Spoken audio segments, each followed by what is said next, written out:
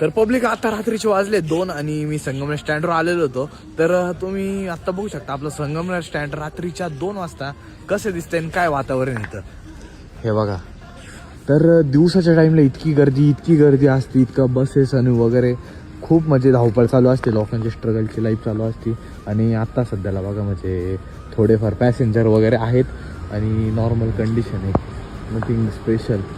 असं काय आहे आपलं संध्याकाळच्या टायमिंगचं. लोक काही वगैरे इथं पॅसेंजर्स थांबलेले झोपलेले वगैरे. आता इथं कोणी वर्किंग स्टाफ वगैरे तर नाही आहे, बट खूप शांत वातावरण आहे. हे बघा छान आहे, असं काही आहे.